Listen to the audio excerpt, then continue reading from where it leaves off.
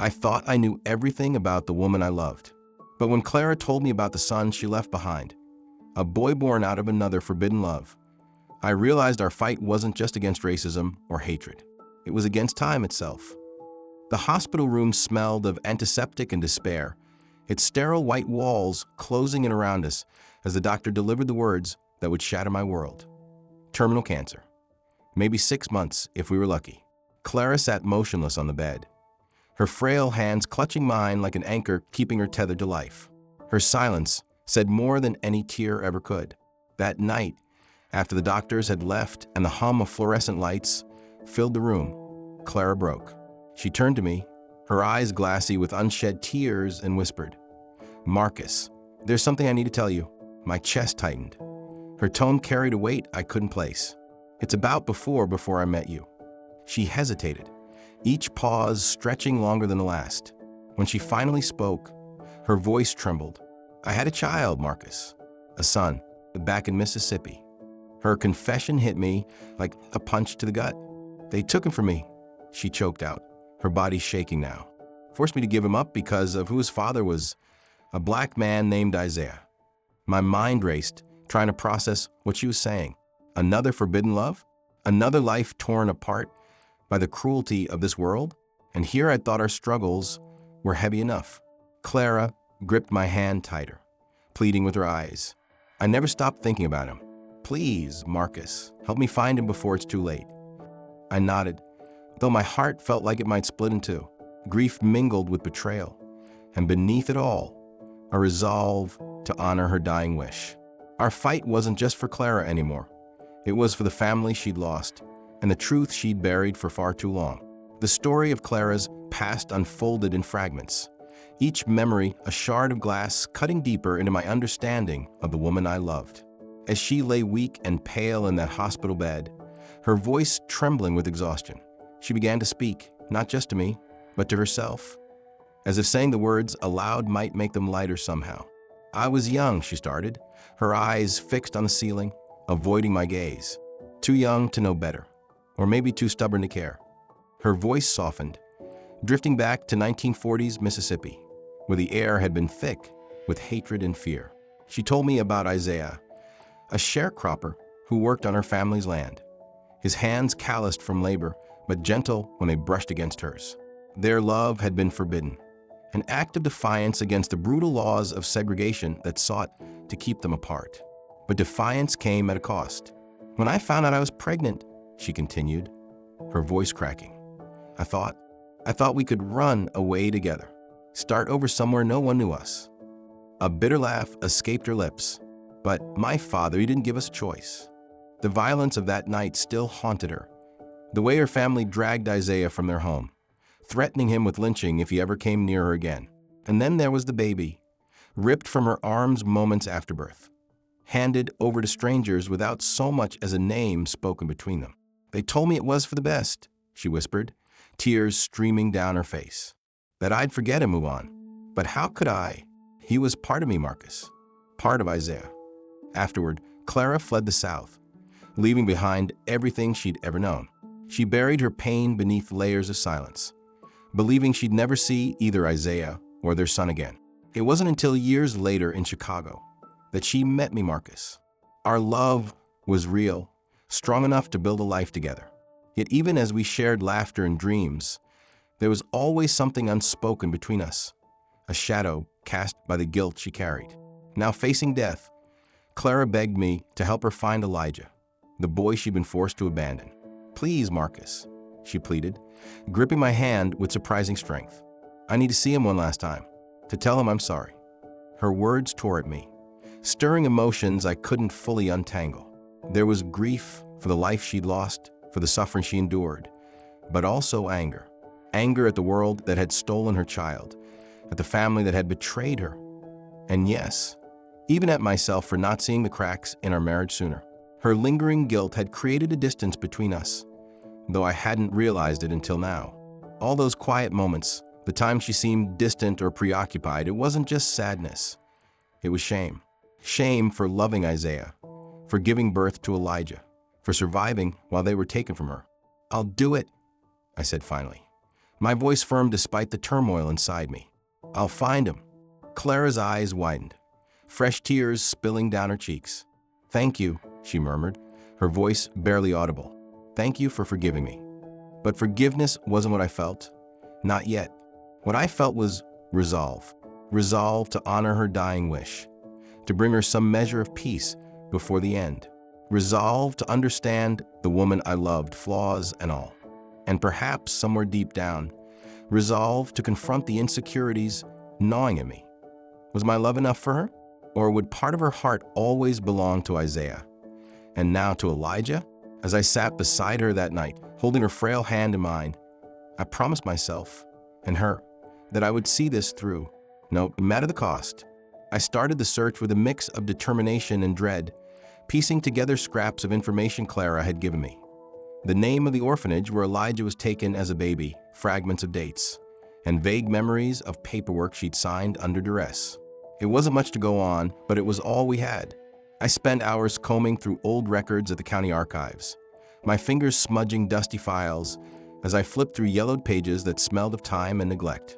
The orphanage, St. Mary's Home for Children, had closed decades ago, its records scattered across various state agencies. But after days of relentless digging, I finally found something. An entry for Elijah James, born in 1965, listed as abandoned by his mother. It hit me like a punch to the gut. The cold clinical language used to describe what must have been one of the hardest moments of Clara's life. Abandoned. The word felt cruel and personal, erasing the pain and fear behind her decision. As I copied down the details, another discovery caught my eye. A note indicating that Elijah had recently requested access to his adoption file. My pulse quickened. He was looking for her too, but finding him wouldn't be easy. Every step forward seemed blocked by red tape or cryptic resistance. Clerks hesitated when I asked questions, their eyes narrowing slightly as if sensing something off about my inquiry. Then came the stranger who approached me outside the records office one evening. "You don't want to stir up trouble," he said, his voice low and menacing. His face was obscured by the brim of a hat, but his tone carried enough weight to make me pause. "Some things are better left buried." "Who are you?" I demanded, though my voice betrayed my unease. He didn't answer directly, just handed me a folded piece of paper before disappearing into the crowd. Inside was a single line scrawled in jagged handwriting. "Stop now or everyone pays." The threat lingered long after I crumpled the note and threw it away. Who could possibly care this much about uncovering the truth? And why did they feel so threatened by it? Still, I pressed on. For Clara, for Elijah, for whatever fragile hope remained of bringing them together before it was too late. Meanwhile, Clara grew weaker with each passing day. Her once vibrant spirit dimmed, replaced by a quiet resignation that broke my heart. She tried to hide her guilt from me, forcing smiles and murmuring reassurances whenever she saw me poring over documents late into the night. But I could see it in her eyes, the weight of burdening me with this impossible task. One afternoon, as I sat beside her bed, she reached for my hand, her grip frail but insistent. "I'm sorry," she whispered, tears pooling in her eyes. "I never wanted to put you through this." "You're not putting me through anything," I said firmly, brushing a strand of hair from her face. "This is what family does, we take care of each other." But even as I spoke the words, doubt gnawed at me. How could I compete with a ghost? Isaiah's memory loomed large between us, a shadow I couldn't escape, no matter how hard I tried. Was Clara's love for me real? Or was part of her heart still tethered to the man she'd loved and lost? All those years ago? Worse still, about Elijah. What if finding him only widened the gap between us, reminding Clara of everything she'd sacrificed? At night, lying awake in bed, I wrestled with these thoughts until exhaustion claimed me. I replayed our conversations, searching for signs of betrayal or inadequacy. Did she look at me differently now? Had the bond we shared begun to fray under the strain of her confession? The questions haunted me, twisting tighter with every sleepless hour. Yet despite my fears, I couldn't stop. Not when Clara's time was slipping away. Each labored breath she took reminded me of the urgency of my mission. So I kept going, navigating the labyrinth of bureaucracy and danger, driven by a promise I couldn't break, even if it meant confronting truths neither of us might survive. Every step of the search for Elijah felt like walking a tightrope, balancing Clara's fragile hope against my own unraveling sense of self. The deeper I dug, the more questions surfaced, not just about her past, but about us. Our marriage had always been solid, or so I believed, but now, doubts crept in like shadows under flickering light. Was it built on honesty or omission? Did Clara truly love me? Or did some part of her heart still belong to Isaiah, the man she'd lost and the father of her firstborn? These thoughts gnawed at me relentlessly, even as I pushed forward, driven by the promise I'd made. Late one night, after another fruitless call to an old records office, I sat alone in the dim glow of my laptop screen. My reflection stared back at me, tired eyes shadowed with uncertainty. Clara's confession replayed in my mind. I never stopped thinking about him. Him, not me. Each word carried weight, each memory a reminder that there was a chapter of her life I could never touch. It wasn't jealousy exactly.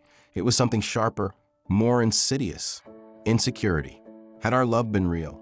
Or had it simply filled the void left by what she'd lost? And then there was Elijah. As I pieced together fragments of his life, his struggles in foster care, his quiet determination to find answers, I couldn't help but wonder how he would see me. A stranger claiming connection through a woman who gave him up before he took his first breath. Would he resent me, hate me, or worse? Would he see me as irrelevant, overshadowed by the specter of Isaiah? Elijah, too, wrestled with his own turmoil. Growing up without parents had left him guarded, quick to distrust and slow to let anyone in. Learning the truth about his mother's abandonment stirred anger in him, an ember burning low but steady. Why hadn't she fought harder for him? Why had she let them take him away? He carried these questions like stones in his pockets, weighing him down. Yet, beneath the anger, there was something else, a flicker of hope. For years, he'd wondered why no one came looking for him, why he was left behind. Now finally there was a chance to understand, to connect with the family he'd always longed for. When I finally tracked him down, a young man working odd jobs in a small town outside Chicago, I hesitated before reaching out. What could I possibly say to bridge the chasm between us? That your dying mother wants to meet you? That I'm here because she asked you to be? None of it seemed enough. Still, I called him, my voice trembling despite my best efforts to sound calm. Elijah, I began, gripping the phone tightly. My name's Marcus. I'm married to your mother, Clara. There was silence on the other end, heavy and charged. Then his voice broke through, sharp and defensive. What kind of joke is this? It's not a joke, I said quickly. Clara is very sick. She doesn't have much time left, and she wanted me to find you. Another pause, longer this time. When he spoke again, his tone was colder, edged with suspicion. Why should I believe you? Because I'm asking you to, I replied, surprising myself with the raw honesty in my voice. She loves you, Elijah, and she needs you now. He didn't respond right away, and when he finally did, his words were cautious. If this is true, if she really wants to see me, then prove it. Show me proof. Proof. Of course, he wouldn't trust me blindly. Who would? After everything he'd been through, I sent him documents, photos, anything I could gather to show him that Clara was telling the truth. Days passed in agonizing silence before he called back. His voice softer this time, but still wary. Fine, he said. I'll meet her. But if this turns out to be some kind of scam, it won't. I interrupted, relief flooding through me. Thank you, Elijah. As I hung up, I realized the hardest part was yet to come, not just bringing them together, but navigating the emotional minefield that lay between us. Clara's guilt, Elijah's anger, my own insecurities, they all threatened to derail what little progress we'd made. But I clung to the flicker of hope Elijah had shown, however faint. Maybe, just maybe, we could find a way to heal together. The closer I got to finding Elijah, the heavier the air around me seemed to grow. It wasn't just the weight of Clara's secret or the ticking clock counting down her final days. It was something darker, more menacing. I felt it first in small ways. A car idling too long outside my apartment, an unfamiliar number calling and hanging up before I could answer. Then came the note slipped under my door late one night, A single sheet of paper with 3 words scrawled across it in jagged handwriting. Stop now, or else. I crumpled the note and threw it away, but the threat lingered, clinging to me like smoke. Still, I pressed on. There was no other choice. Clara's life depended on this. Not just her physical survival, but her peace of mind. If she left this world without seeing Elijah again, I knew she'd carry that regret into eternity. So when I finally tracked Elijah to a small mechanic shop outside Chicago, I went there immediately, ignoring the unease prickling at the back of my neck. But as I approached him, a young man bent over an engine, his hands streaked with grease. I realized how unprepared I truly was for this moment. He looked up as I entered, his expression wary. "Can I help you?" he asked, his tone clipped and defensive. "My name is Marcus," I began, my voice steady despite the nerves twisting in my gut. "I'm married to your mother, Clara. She's very sick and she wants to see you." Elijah froze, his eyes narrowing. For a moment, he didn't speak, just stared at me like I'd slapped him. Then anger flared in his gaze. "You think this is some kind of joke?" he snapped, tossing the wrench in his hand onto the workbench with a clang. "My mother abandoned me. She gave me up before I even took my first breath. Why would she suddenly care about me now?" "It's not a joke," I said firmly, stepping closer. "Clara has terminal cancer. She doesn't have much time left, and she needs to see you, to explain everything, to apologize." "To apologize?" Elijah shot back, his voice rising. "Apologies don't fix 22 years of wondering why no one wanted me. Apologies don't bring back the family I never had." His words hit me like punches, each one loaded with pain and bitterness. But beneath the anger, I saw something else. Hope, flickering faintly like a flame struggling against the wind. Hope that maybe, just maybe, he could finally understand why he was giving up. "I know this isn't easy," I said softly, holding his gaze. "And I can't pretend to know what you've been through. But Clara, she's dying, Elijah. And all she wants is a chance to tell you the truth, to ask for your forgiveness." For a long moment, he didn't respond. His jaw clenched tight as he processed my words. Finally, he shook his head. "How do I know you're telling the truth? How do I know this isn't some scam?" I pulled out the documents I'd gathered, the adoption records, the old orphanage files, even a faded photograph of Clara as a young woman. "This is real," I said, laying them on the table between us. "Take your time. Look at them. But please, don't let fear or anger keep you from meeting her. You deserve answers, Elijah. And so does she." He hesitated, his fingers brushing the edge of the photo. Then he nodded slowly, though his expression remained guarded. "Fine," he said. "I'll meet her. But if this turns out to be a lie, it won't." I interrupted, relief flooding through me. "Thank you." That evening, as I drove home, the danger I'd been ignoring finally caught up with me. A black sedan pulled up beside me at a red light, its windows tinted and its presence unmistakably deliberate. Before I could react, the passenger window rolled down, revealing the face of a man who looked like he hadn't smiled in decades. His cold eyes locked onto mine. "You should have listened," he said, his voice low and menacing. "Sheriff Hargrove sends his regards." Before I could respond, the light turned green and the car sped off, leaving me shaken. Sheriff Hargrove. The name sent a chill down my spine. Through my research, I'd uncovered enough to connect him to Clara's past. He'd been the one to cover up her relationship with Isaiah, using threats and violence to enforce the brutal laws of segregation. Now it seemed he was determined to bury those secrets forever. Despite the fear clawing at my chest, I refused to back down. The next day, I dug deeper, piecing together evidence that linked Hargrove to violent acts meant to silence anyone who dared defy the system. It was dangerous work, but every document, every witness statement brought me closer to exposing the truth, not just for Clara and Elijah, but for everyone whose lives had been destroyed by men like Hargrove. When Elijah finally agreed to visit Clara in the hospital, I stood outside the room, watching through the glass as they met for the first time. Her frail hand reached for his, her tears falling freely as she whispered apologies and explanations. In that moment, I realized the cost of crossing boundaries, of confronting the past. But I also saw the possibility of healing, however fragile it might be. The hospital room felt smaller than ever when Elijah walked in, his tall frame hovering uncertainly by the door. Clara lay propped up against her pillows, her frail body almost disappearing beneath the thin blanket. For a moment, neither of them moved, just stared at each other like strangers trying to recognize something familiar. Then, slowly, Clara reached out a trembling hand toward him. "Elijah," she whispered, her voice breaking.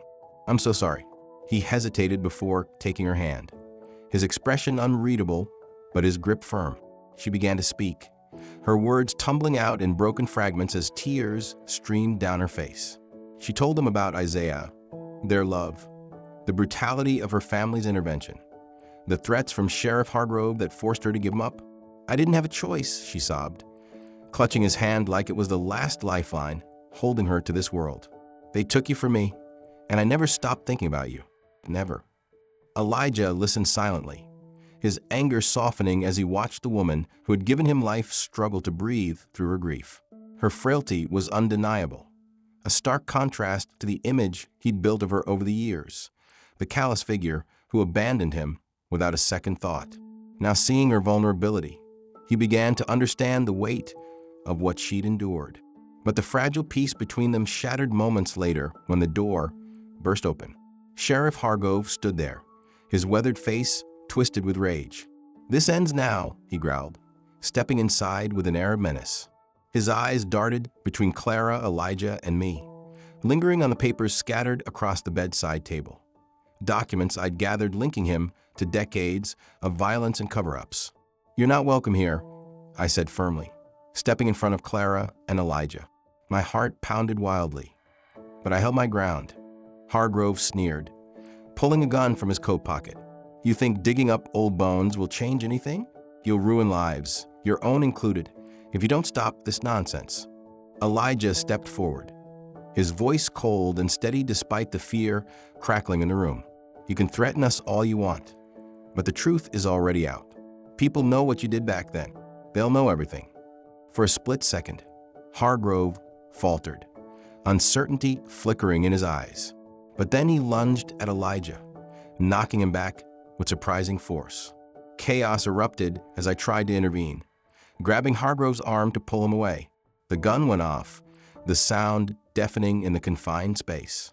Pain exploded in my side as the bullet grazed me, sending me stumbling into the wall. Through the haze of pain, I saw Elijah wrestle the gun from Hargrove, pinning him down with a strength born of desperation and fury. Nurses and security guards rushed in, alerted by the gunshot, and within minutes Hargrove was subdued and taken away. In the aftermath, blood seeped through my shirt, but adrenaline kept me upright long enough to ensure Clara and Elijah were safe. As paramedics tended to my wound, Elijah handed me a folder filled with evidence we'd compiled against Hargrove. "We need to finish this," he said, his voice resolute. "For Isaiah, for everyone he hurt." Over the next few days, we worked together, piecing together testimonies, documents, and photographs that exposed Hargrove's crimes, not just against Clara and Isaiah, but against countless others whose lives had been destroyed by his cruelty. The media picked up the story, shining a light on the systemic oppression and violence that had festered for generations. Justice wouldn't bring Isaiah back, but it would honor his memory and the sacrifices Clara had made to survive. As I sat in the hospital waiting room one evening, Elijah joined me, his expression softer than I'd ever seen it. "Thank you," he said quietly, "for finding me, for helping her." I nodded, wincing slightly as I shifted in my seat. "She loves you, Elijah. That's why I did it." He looked at me, then really looked at me, and for the first time I saw acceptance in his eyes. Not forgiveness, not yet, but the beginnings of understanding. Maybe, just maybe, we could find a way to move forward together. In the days that followed our confrontation with Sheriff Hargrove, Clara's health declined rapidly. The fight had taken its toll on her frail body, but there was a peace in her eyes now, a quiet acceptance of what was to come. She spent her final hours surrounded by us, her hand clasped tightly in mine and Elijah's, as if drawing strength from the bond she'd fought so hard to restore. Her voice grew softer with each passing moment, her words fragmented but filled with gratitude. "Take care of each other," she whispered, her gaze shifting between us. "Promise me."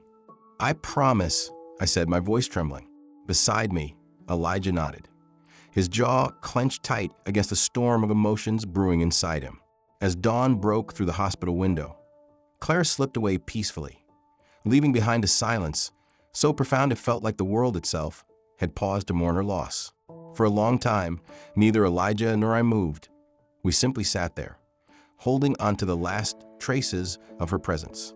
The void she left was immense, an ache that would linger for years to come. But amidst the grief, something else began to take root, a fragile connection between us, born out of shared sorrow and mutual respect. In the weeks that followed, Elijah and I navigated our new reality together. We sorted through Clara's belongings, piecing together fragments of her life and finding solace in the memories she'd left behind. It wasn't easy. There were moments of tension, old wounds reopening as we grappled with the complexities of our relationship. Yet, slowly but surely, we began to build something new, something stronger. One evening, as we sat across from each other at the kitchen table, Elijah looked up from the photo album he'd been flipping through. "You know," he said quietly, "she loved you. A lot." I nodded, swallowing past the lump in my throat. "And she loved you too, more than anything." He hesitated before speaking again, his voice tinged with vulnerability. Do you think she'd want us to keep going? Together?" The question caught me off guard, but deep down I already knew the answer. "Yes," I said firmly. "She'd want us to honor her memory by building a future worth living for." It wasn't long after that conversation that I made the decision to formally adopt Elijah as my own son. It wasn't about replacing Isaiah or erasing the past. It was about acknowledging the family we'd become, fractured though it was. At the courthouse, as Elijah signed the papers making him officially mine, I saw a flicker of hope in his eyes, a reflection of the determination I felt in my own heart. This was our chance to start over, to heal the wounds of the past and create something new. The story ends with us standing at Clara's graveside on a crisp autumn afternoon. The air smelled of fallen leaves and earth, and the sky above was painted in hues of gold and gray. Elijah stood beside me, his hand resting lightly on mine as we gazed at the headstone bearing her name. "She gave everything for us," I said finally, breaking the silence. My voice was steady, though my chest tightened with emotion. Her love, her sacrifice, it wasn't in vain. We owe it to her to make this work. Elijah nodded, his expression thoughtful. "I don't know what comes next," he admitted, "but I know one thing. We'll face it together." His words settled over me like a bomb, easing the weight of uncertainty that had haunted me for so long. Love, I realized, came at a cost, one measured not just in joy, but in sacrifice, pain, and resilience. And though the road ahead wouldn't be easy, I believed we could walk it side by side. As we turned to leave, I held Elijah's hand a little tighter, drawing strength from his presence. Together we stepped into the unknown, carrying Clara's legacy with us, not as a burden, but as a beacon guiding us forward. Throughout this journey, I've been forced to confront questions that don't have easy answers.